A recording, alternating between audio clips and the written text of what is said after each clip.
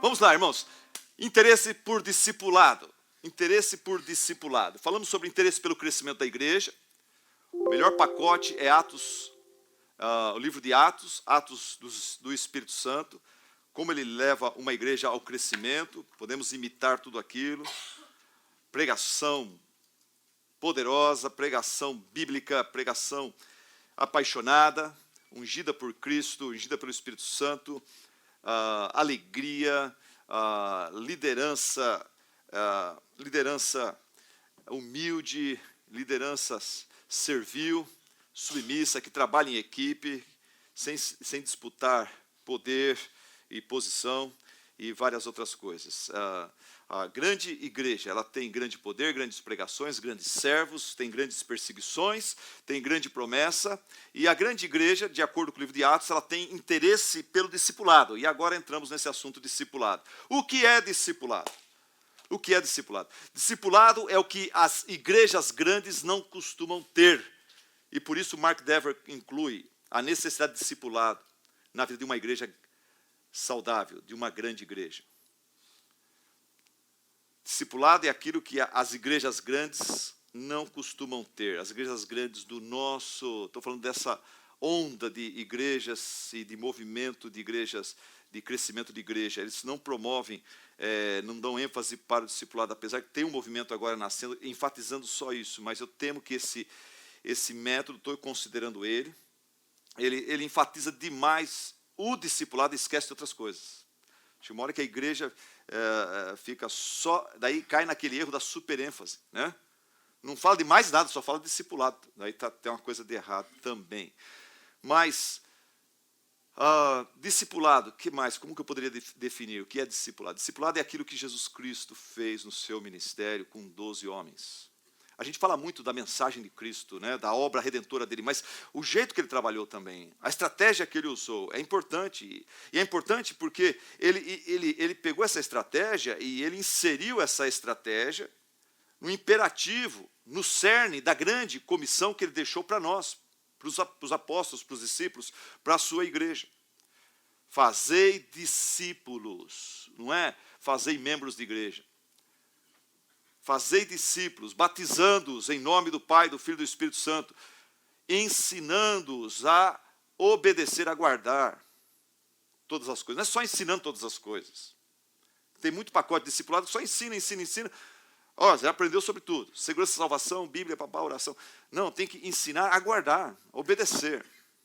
Crer e ordenar tudo quanto o fiel obedece o que Cristo mandar.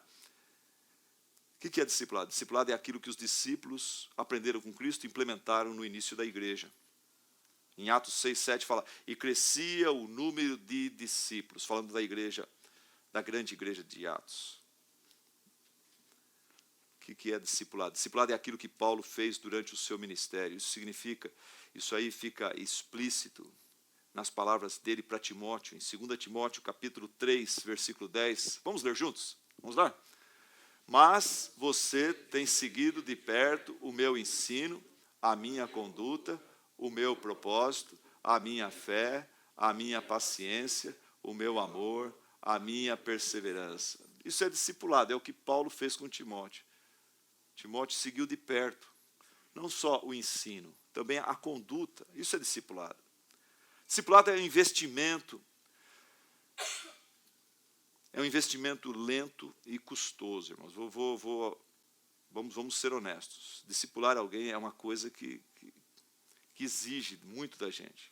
É um investimento lento e custoso, quando comparado com métodos modernos de crescimento de igreja, onde as pessoas são colocadas numa linha de produção e faz um evento lá e já fala que o pastor já batiza, não sei o que tem, já está em cargo, descobriu o dom, e a igreja vai crescendo, né? Então, o discipulado é um método lento e custoso, quando comparado com os métodos modernos de crescimento de igreja. Mas, eu diria o seguinte, a longo prazo, ele é muito mais compensador do que os métodos rápidos de crescimento de igreja. Ele é infinitamente melhor. Presta atenção, isso que eu vou falar para você. O que você prefere? Se eu disser essa pergunta para você agora, investidor, o que você prefere? Por 30 dias receber 1 milhão por dia Ou, por 30 dias, receber R$ 1 sendo dobrado no segundo dia para 2, para 4. O que você preferiria? Tem que decidir agora. Sim, primeira ou segunda? A maioria das pessoas, se você falasse isso, eles falam, eu quero 1 milhão por dia. No final de 30 dias tem 30 milhões. Tô bonito. O quê? R$ 1 por dia dobrando? Não, isso aí não dá nada. 1, 2, 4, 8, 16. Não dá, isso não gira, não vira. Mas vai fazer. Pega a sua calculadora. Pega esse processo lento de 1, depois 2, depois 4. Pega isso aí, faz no final de 30 dias. Você vai ver. Você tem, parece que 260 milhões. Uma coisa assim.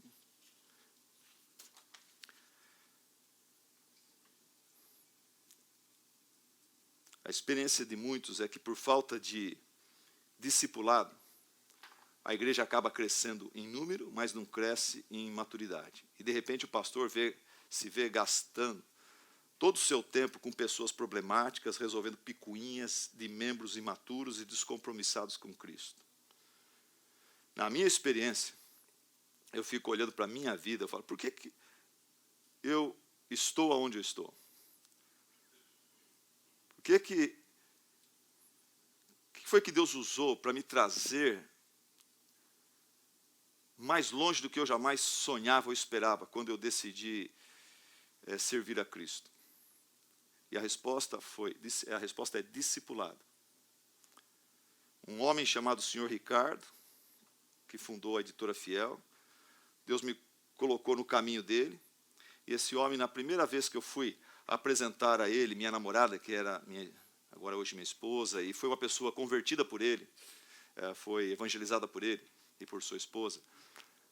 Esse homem, nós fomos lá meio que para pedir, ela perdeu a mãe, o pai casou-se com uma mulher mais nova, e ela foi meio que me levar para o pastor Ricardo para ver se o pai espiritual dela, né, o Paulo, minha esposa era tipo de uma Timótea, né, foi falar, o senhor aprova esse rapaz aqui, né? E naquele dia, lá em Atibaia, no Palavra da Vida, na casa do pastor Ricardo, eu lembro que ele começou uma conversa assim, parecia que não ia levar a lugar algum. Seu nome, tal, o que você está fazendo, pá, depois daí ele começa aquelas perguntas. Você lê a Bíblia regularmente? Como é que está a sua vida de oração? Você tem memorizado algum verso bíblico? Espiritualmente, qual é o seu maior desafio no momento? Qual a maior luta que você está tendo? E daí, junto com isso, ele coloca, você gosta de jogar tênis? Sábado que vem nós vamos jogar tênis, você quer ir junto com a gente? Depois, à noite, eu vou pregar numa igreja aqui na região, você quer ir junto? Tal. A gente vai comer uma pizza depois. Tal. E foi me envolvendo, era um jovem, tal, foi me envolvendo. Daqui a pouco ele dá um livro para eu ler. Daqui a pouco, vamos ler um livro juntos? Você lê, depois quando a gente se encontrar, a gente discute esse livro.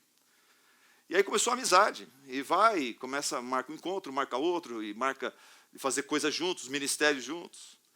Isso é discipulado. E isso faz toda a diferença. Isso faz toda a diferença, meus irmãos. Você ser acompanhado por alguém que está acima de você, que tem mais experiência que você. E alguém que procura imitar Jesus, e você começa a aprender a querer ser igual daquele jeito também. A pessoa demonstra amor, atenção, demonstra interesse na sua vida.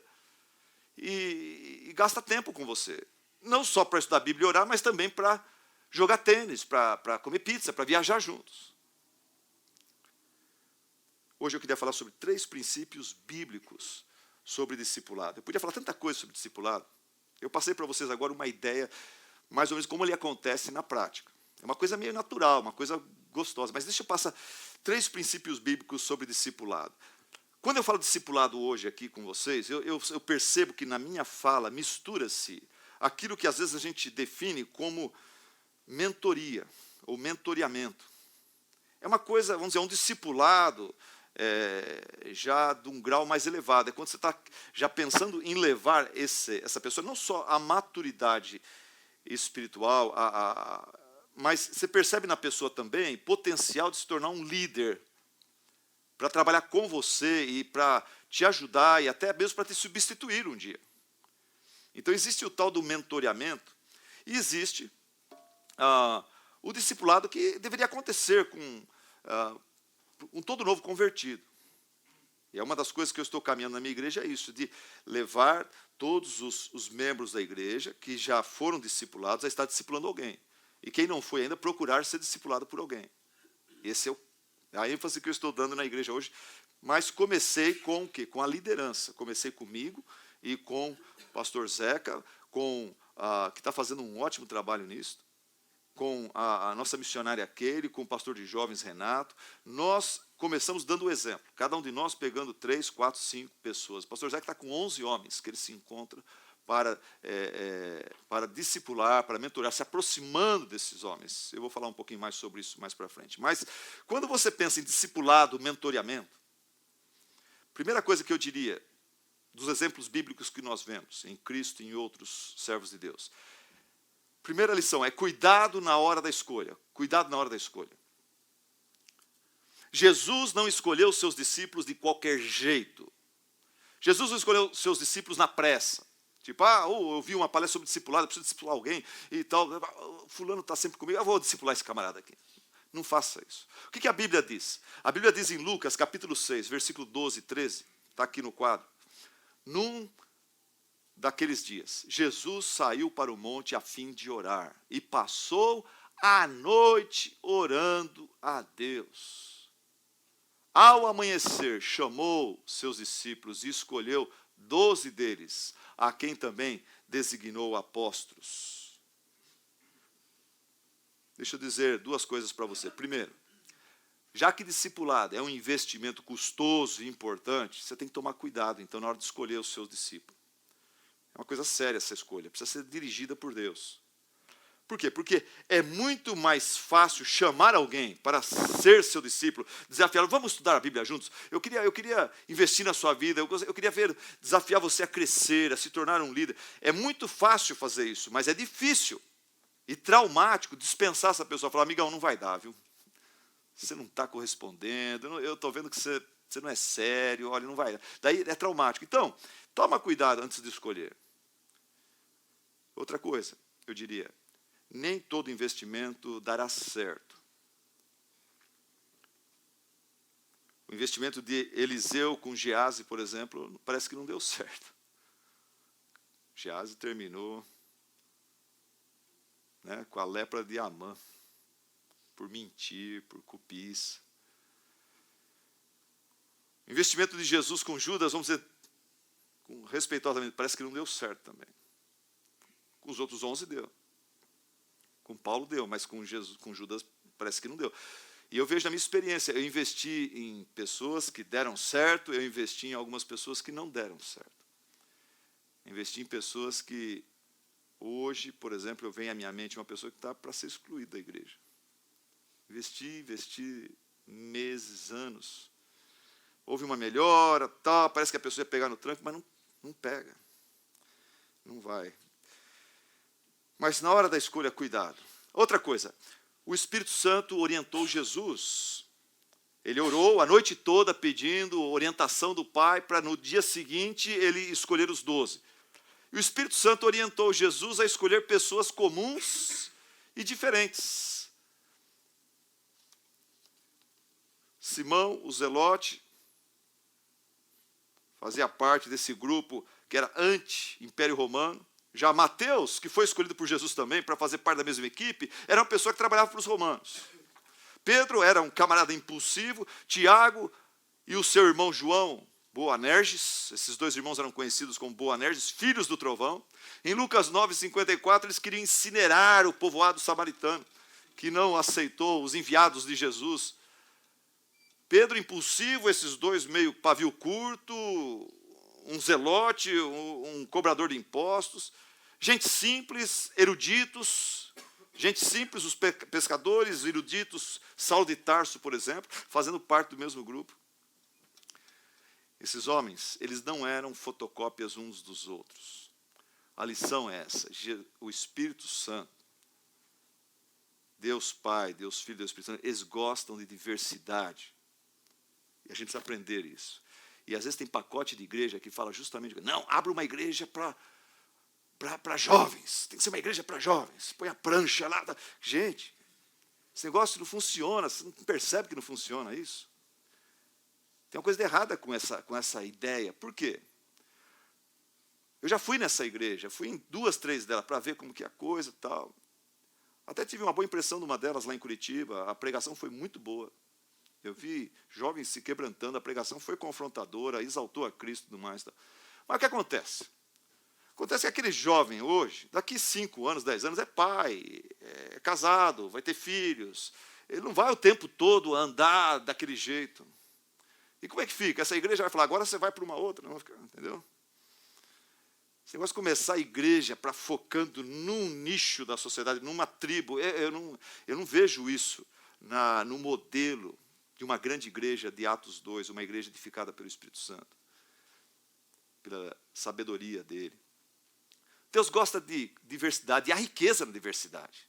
O analfabeto junto com o médico, a pessoa com as diferentes panos de fundo e tudo mais, faz muito bem. Isso é o que torna a igreja um lugar rico.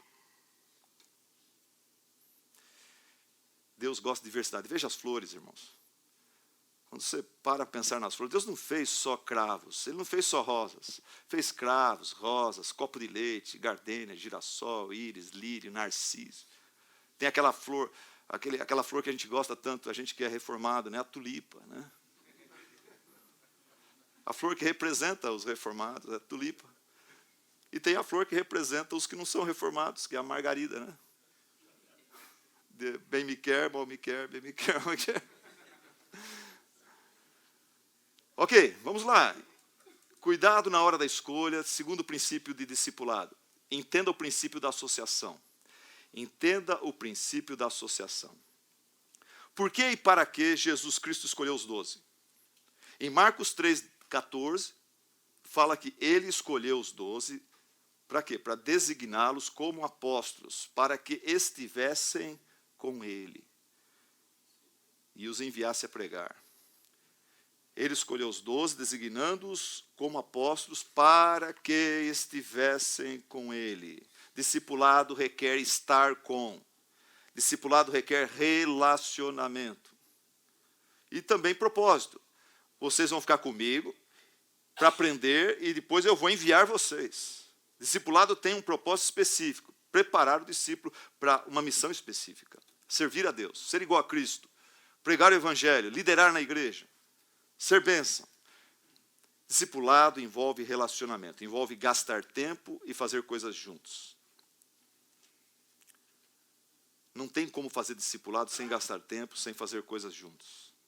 Foi assim com Elias e Eliseu, foi assim com Eliseu e Gease, que não deu certo, mas foi assim com Moisés e Josué. Foi assim com Jesus e os 12, foi assim com Paulo e Timóteo, Paulo e Silvano, Paulo e outras pessoas. O melhor jeito de treinar alguém é pelo método da associação, da amizade. Você gasta tempo com a pessoa. Já que você tem que ter amizade, dizem que todo mundo precisa ter pelo menos 3 amigos. Eu vejo sabedoria nisso. Todo mundo precisa ter pelo menos 3 amigos. Você precisa ter um amigo que está na experiência da vida, em sabedoria, está acima de você, alguém de quem você bebe, um amigo que é igual a você, que está no mesmo nível, com quem você compartilha, e você precisa ter um amigo que está abaixo de você, para quem você dá. Olha que legal. Todo mundo precisa ter pelo menos 3 amigos. Abençoados são os que têm vários amigos acima, muitos, né, no mesmo nível e vários abaixo.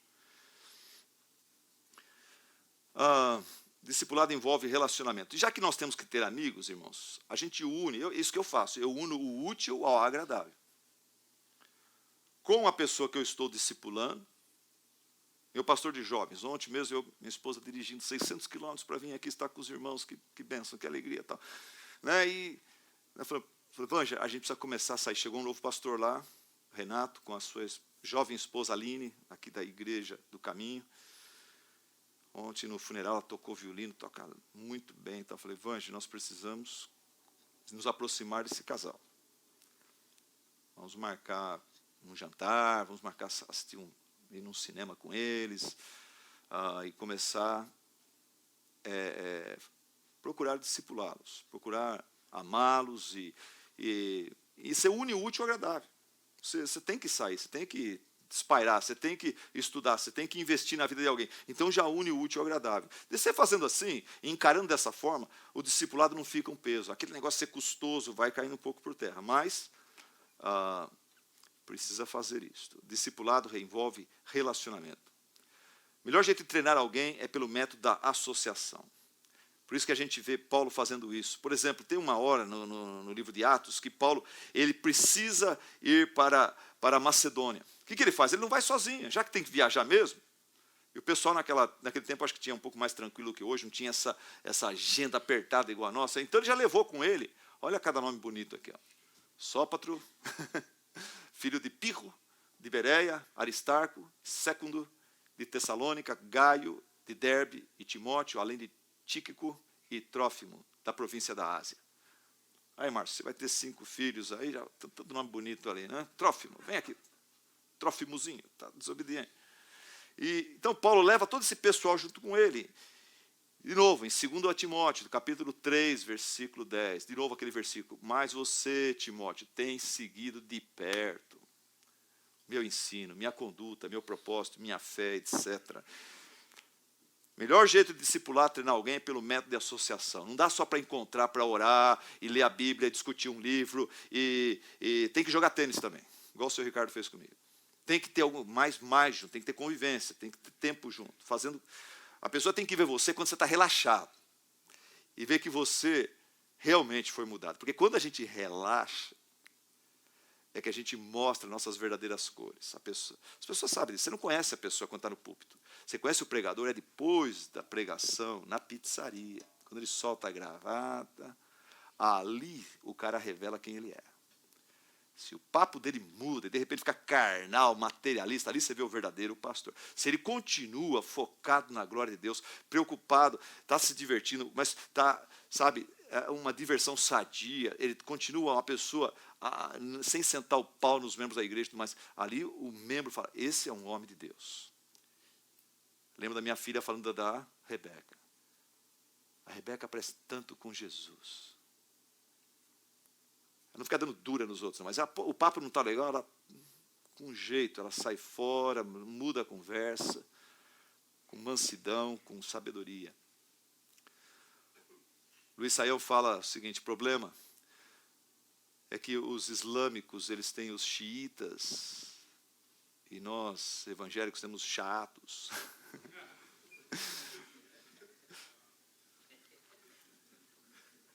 No Velho Testamento, tem um exemplo do poder deste princípio da associação. Gente, isso é uma coisa muito rica, esse negócio. Você traz alguém, um crente novo, imaturo, um líder novo, imaturo, você traz ele para perto de você. Isso é uma coisa, um investimento maravilhoso que você está fazendo.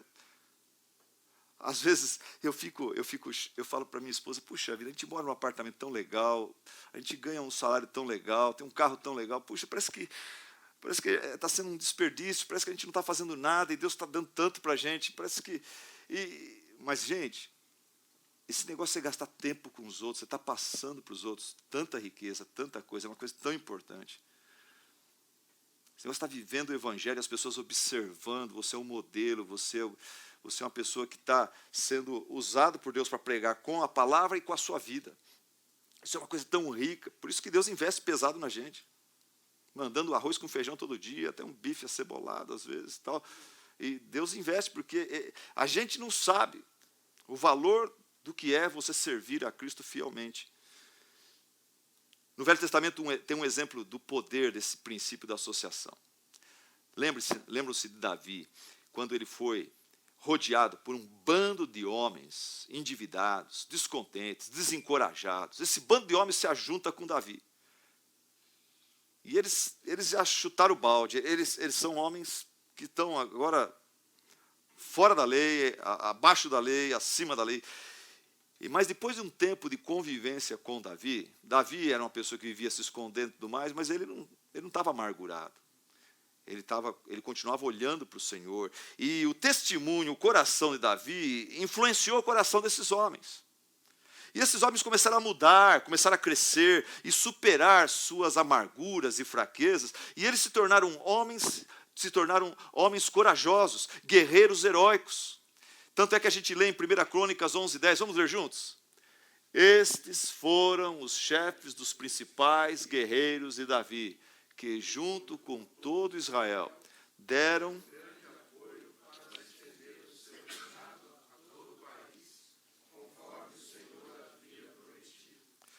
todo pastor, todo líder tem na sua igreja um homem, uma mulher que hoje é um mero espectador. Tem potencial, mas o potencial não está sendo usado. Todo pastor tem uma mulher, um homem, que poderia se envolver com ele no ministério.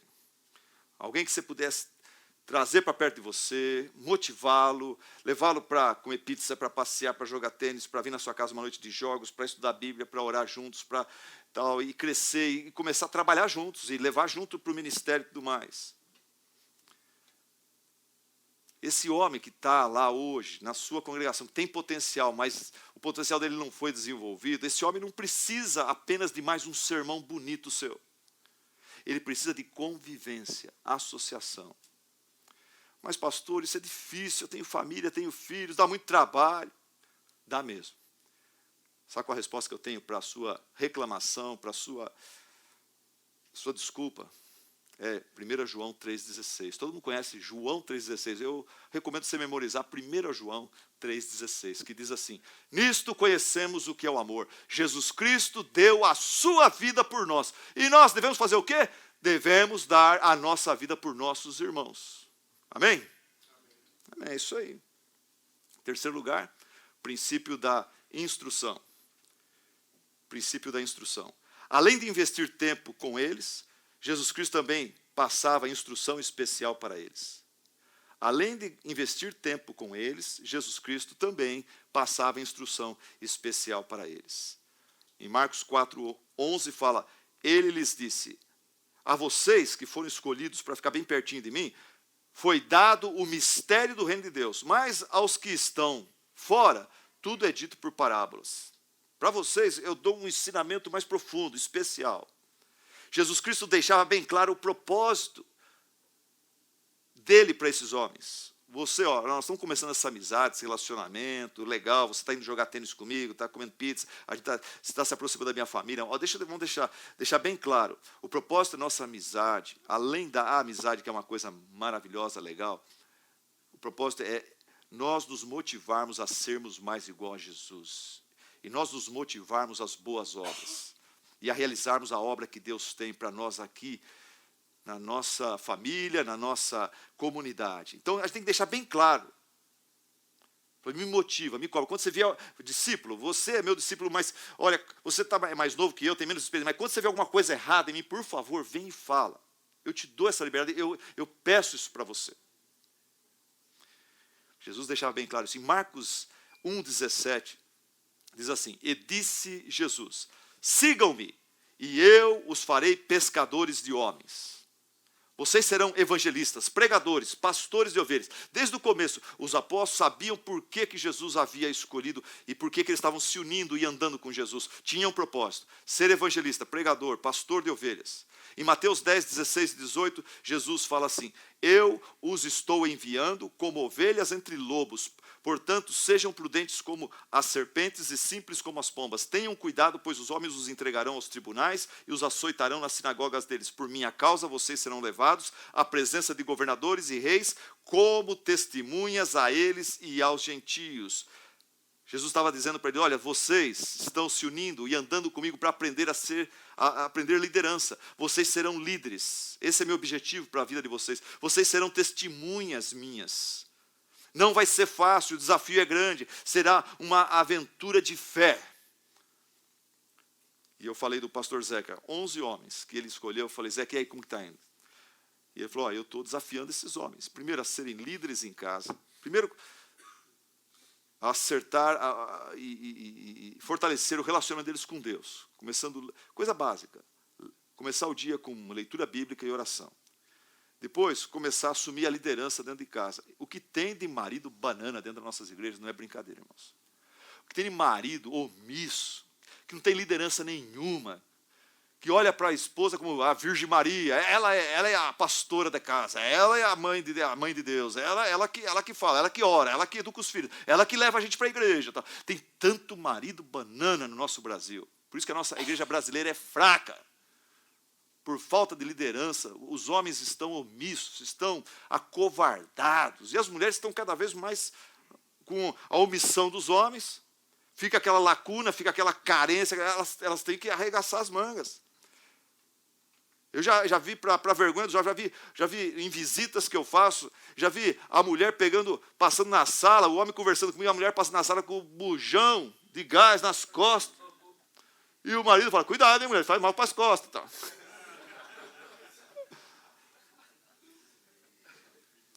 Assim estão os homens. Graças a Deus não todos, muitos são líderes. Toda igreja tem aqueles que lideram o seu lar. Tanta coisa que eu podia falar sobre isso, mas vamos voltar aqui, senão a gente se perde. Jesus falou, vocês serão líderes. O pastor Zeca, então, está desafiando esses homens. O pastor Zeca mandou dizer para vocês, olha, você quer começar a pastorear, começar a discipular alguns homens? Pega um livro da Fiel que chama Homens Fortes, começa a ler junto com esses homens esse livro. Ele falou, quando eu peguei esse livro, eu não esperava muita coisa do livro, mas que livro bom esse. É um bom começo. Vamos ler junto esse livro aqui, é tempo de oração, toma um cafezinho e lê aquele livro junto com esse homem, com aquele homem, ou talvez com 2, 3 homens. Em conclusão, meus irmãos, a igreja, a grande igreja, ela cresce devagar, mas cresce forte, com discipulado. Mas, pastor, esse negócio de discipulado, mentoreamento, funciona mesmo? Será que isso funciona, pastor? E eu diria para vocês, você está fazendo a pergunta errada, você deveria perguntar, isso é bíblico? Isso é abençoado pelo Espírito Santo? Essa é a pergunta que você deveria fazer. Mas eu vou responder a sua primeira pergunta. Eu estou convencido que isso é bíblico e que isso funciona. Eu respondo as duas perguntas. É bíblico. Está no cerne da grande comissão. Ide por todo mundo e fazei discípulos de todas as nações, ensinando esses discípulos a obedecer tudo. 2 Timóteo 2:2. Timóteo, e as coisas que de mim ouviu dizer na presença de muitas testemunhas, confie isso, passe isso adiante para homens fiéis que sejam também capazes de ensinar a outros. É assim que a igreja saudável vai crescer. Timóteo, você não pode, eu passei para você não pode segurar isso só para você. Tem uma frase que eu ouvi, não sei quem falou essa frase, eu gosto muito dela, põe aí. Está aí ou não? Sucesso sem sucessor é fracasso. Sucesso sem sucessor, fracasso. Isso resume 2 Timóteo 2:2. Então, primeiro, é bíblico, é isso que interessa, é bíblico. Depois, funciona? Funciona. Funciona, porque Jesus fez isso com os 12. Funcionou, irmãos? Funcionou. Observe os 12, de repente, no centro de Jerusalém, num dia de festa, e eles começam a pregar, e daí eles são criticados. Esse pessoal está bêbado. E o que o Pedro faz? De repente, o Pedro responde a essa acusação, citando um livro do Antigo Testamento, uma profecia de Joel, capítulo 2, versículo 28 a 32. Aonde foi que Pedro aprendeu a responder uma crítica com a palavra de Deus? Com Jesus. Funciona esse negócio de você conviver com a pessoa, você passa a maturidade pelo exemplo, você ensina muito pela teoria também. Os 12 passaram esse conceito para a igreja primitiva, isso é óbvio. Eles se dedicavam ao ensino dos apóstolos, diz Atos capítulo 2. Eles se dedicavam ao ensino dos apóstolos. Os apóstolos aprenderam com Jesus, eles se dedicavam ao ensino dos apóstolos, à comunhão, ficar junto, associação, e ao partir do pão, as orações. Todos os dias eles continuavam a reunir-se no pátio do templo, partiam o pão em suas casas, aprenderam que cristianismo é uma coisa que tem que viver juntos, um ensinando o outro. E juntos eles participavam das refeições com alegria e sinceridade de coração, louvando a Deus e tendo simpatia de todo o povo. E o Senhor lhes acrescentava todos os dias os que iam sendo salvos. Essa igreja aí, o que Jesus fez com os 12 fizeram com essa igreja. Essa igreja, ela foi vendo os apóstolos sendo ameaçados, sendo presos, açoitados, mortos por causa do testemunho de Jesus Cristo. Essa igreja foi vendo os apóstolos pregando o evangelho em cada oportunidade, Atos 3:14, Atos 4:10, Atos 5:30. Essa igreja estava lá quando os apóstolos reagiram com alegria diante de uma intimação das autoridades, em Atos 5:41 e 42, diz que os apóstolos saíram do sinédrio, tendo sido ameaçados, eles saíram de lá alegres por terem sido considerados dignos de serem humilhados por causa do nome, e daí logo em seguida, todos os dias, eles não se intimidaram, no templo e de casa em casa, não deixavam de ensinar e proclamar que Jesus é o Cristo. Essa igreja viu os apóstolos, ela não só ouvia o ensinamento, mas viu o testemunho deles. Quando veio a perseguição, e esse pessoal foi todo espalhado, no capítulo 8, versículo 1, o que aconteceu? E eu encerro com essas palavras. Discipulado funciona? Funciona. É bíblico, funciona. Essa igreja viu os apóstolos, ouviu e viu. Quando eles foram espalhados, Atos 8:4 fala, os que haviam sido dispersos, faziam o quê? Pregavam a palavra por onde quer que fossem. A igreja não morreu. Esse pessoal tinha sido bem preparado. Esse pessoal tinha bons modelos. Eles não abandonaram o evangelho por causa do sofrimento, não. Eles aprenderam com seus líderes a servir a Cristo na base do CQC, custe o que custar. Eles foram espalhados, separados dos seus líderes, mas aonde eles iam? Eles pregavam o evangelho, faziam discípulos. Isso é bíblico, isso funciona. Agora, a escolha é sua. Tem os métodos de crescimento de igreja que são rápidos, relâmpagos, fáceis, tipo linha de produção, métodos antropocêntricos, que mexe com o hedonismo, bastante entretenimento. Esse é um método. Você faz a igreja lotar rapidinho. Ou tem o método bíblico, que é lento, custoso. O que você prefere? 1 milhão por dia ou R$1 dobrando a cada dia? Vamos orar? Obrigado, Senhor Deus, pelo desafio da Tua palavra nesta manhã. Ajuda cada um de nós, Pai, a considerar e aplicar estas coisas em nosso ministério e em nossas vidas. Assim oramos e te agradecemos. Em nome de Jesus. Amém. Tiago, quanto tempo a gente tem? 5 minutos? Tá legal. Perguntas. O Tiago vai responder para nós. Vamos lá. Fica aí, Tiago. Pois não, irmão. Pastor. Um momentinho, vai o irmão falar no microfone.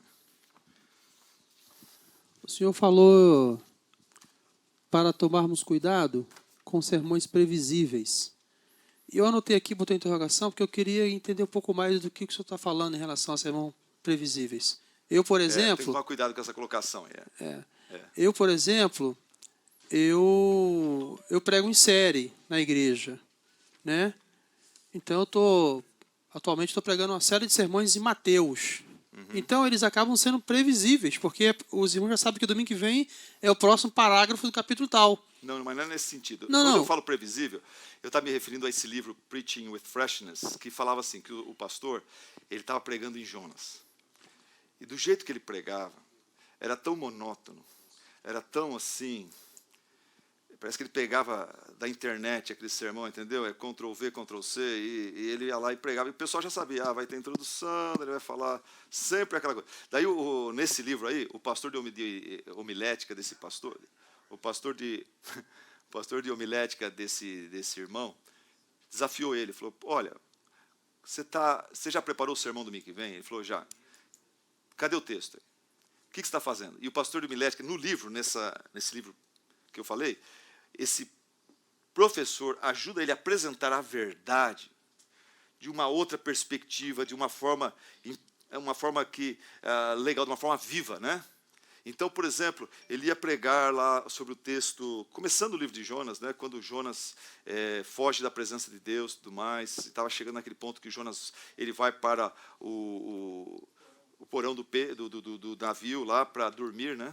E o jeito que o pastor ia fazer o sermão era tão previsível, mas depois de estar com o professor de homilética, ele pôs lá no boletim assim, o sermão era o ronco de Jonas, né?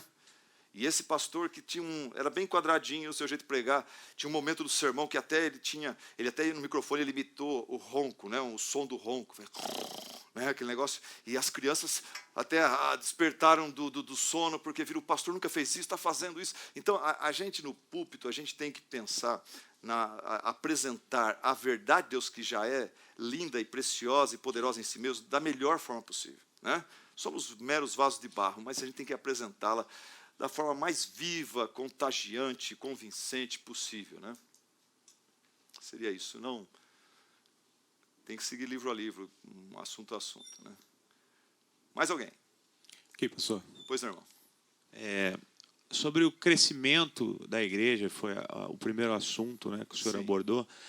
E entendi princípios e o que o senhor colocou, principalmente em relação a uma igreja grande e ser uma grande igreja.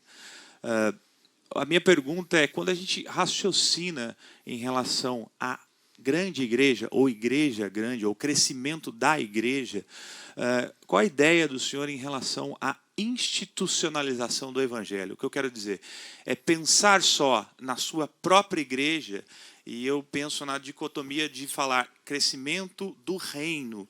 Porque, às vezes, o número de membros, e é uma consequência, se seguirmos os princípios que o senhor deu, que são bíblicos, que o número de membros ele aumente.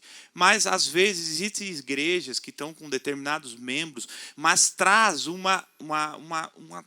grande benefício para o crescimento do reino. O que eu quero dizer, não importa se os membros virão para a minha igreja, mas importa que as pessoas se convertam. Então, às vezes... existe uma certa, nesse ponto específico, uma dúvida das pessoas. Eu quero membros para a minha igreja. Não, eu quero membros para o reino de Deus.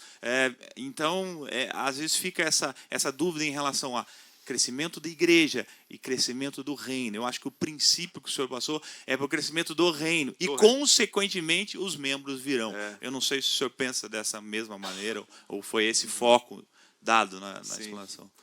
Por exemplo, vamos supor uma igreja uma igreja saudável, que está numa cidade pequena, e ela faz um investimento na região, colocando um bom programa no rádio, que atinge as cidades da região. Aquela igreja é pequena, mas ali, através daquela rádio, ela está pregando para muitas pessoas.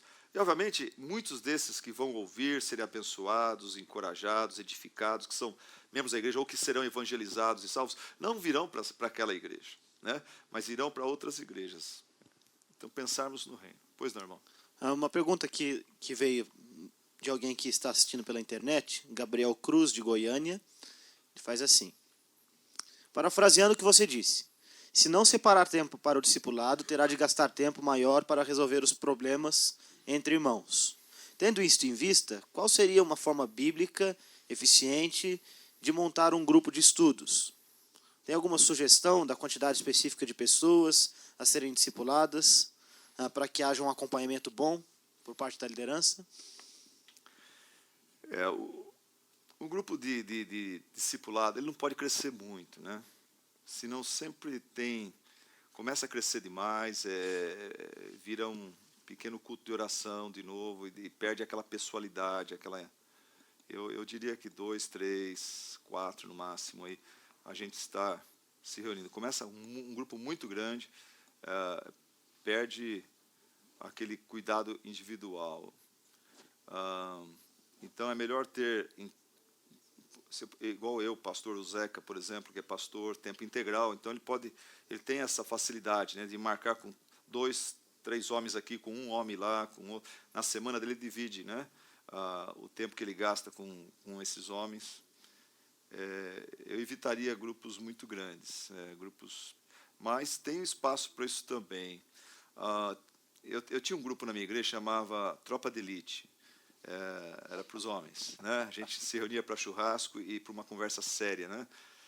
E um pastor que estava me visitando lá, ele falou: Silas, você precisa gastar mais tempo com esses homens. O que você falou foi muito legal, tudo mais, mas precisa mais tempo, precisa.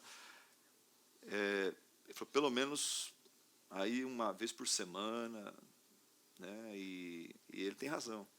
Seria bom se eu tivesse mais comunhão com esses homens. Eu percebo que as mulheres, elas estão mais fortes, elas têm toda segunda-feira um culto de oração delas às 7 horas da manhã, das 7 da noite até às 8.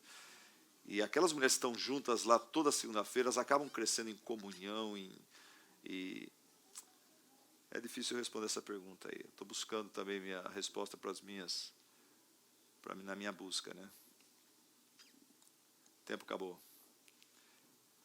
Gente, acho que fazer, se for uma pergunta ligeira, uma resposta ligeira, a gente pode fazer uma última. uma última pergunta. É só sobre o assunto aqui. Oi, irmão. Meu nome é Rafael, sou de uma igreja lá do Rio de Janeiro, Igreja Batista lá do Rio de Janeiro, e Bem-vindo. nós estamos próximo à comunidade carente, à favela, efetivamente, tá? E aí, um dos pontos do discipulado é o cuidado na hora de escolha. E esse cuidado, conforme você falou, ele vem primeiramente de oração. Mas o ponto que eu queria questionar e perguntar é o seguinte, nem todo investimento dá certo. Quando e como eu vou saber que esse investimento não deu certo? Porque gera uma certa... Muitas das vezes que eu vejo na liderança, lá na igreja, uma certa decepção, uma certa tristeza por ter dedicado esse tempo, por ter feito esse tempo. E às vezes a gente vê que não só... A questão não é perder o tempo, e sim é perder aquela vida, aquela pessoa, ou para as drogas, ou para algo que é promíscuo, algo bem promíscuo, enfim, coisas que acontecem, bandidagem, coisas que acontecem naquela região. Então, eu queria saber justamente isso. Quando saber que é o momento que não deu certo, ou insistir, ou alguma coisa do tipo, eu tenho como ter esse parâmetro? A gente sabe que não deu certo quando a história acabou, né? A pessoa partiu para a glória, né? Tipo Gease, tipo Judas. Mas enquanto há vida, há esperança. E aquela semente foi plantada. E a gente tem um caso na Bíblia do João Marcos, né? Que por um tempo pareceu que não deu certo, né? Ele abandonou a viagem missionária, o apóstolo, amando o presente século. Mas tudo indica que, eventualmente, ele se arrependeu e voltou, né? Deu certo. Mas por um tempo parece que não deu certo. Agora, se João Marcos morresse no pecado e negando tudo que ele foi ensinado, daí não deu certo. Mas esse não deu certo, aí não quer dizer que o que nós fizemos para o Senhor e para a glória de Deus, investindo na vida de uma pessoa, que isso aí seja desperdício, né? Aqui na experiência do pastor Ricardo, ele foi um discipulador de muitas pessoas aqui, não só minha, do Tiago também, de outras pessoas. Tem uma pessoa que ele discipulou aqui e, vamos dizer, humanamente, até hoje, já faz 20 anos, não deu certo. Só que, por tabela, Deus, ele teve um impacto no filho dessa pessoa, que hoje está servindo a Deus, está bem encaminhado e tudo mais. Então, ele estava mirando no pai, mas acabou acertando o filho, né? No bom sentido. Tá. Irmãos, muito obrigado por sua atenção. Estou aberto durante o dia para perguntas. Não tenho todas as respostas. Tenho uma experiência apenas de vida aí para compartilhar com os irmãos. Mas obrigado por sua atenção e carinho, viu?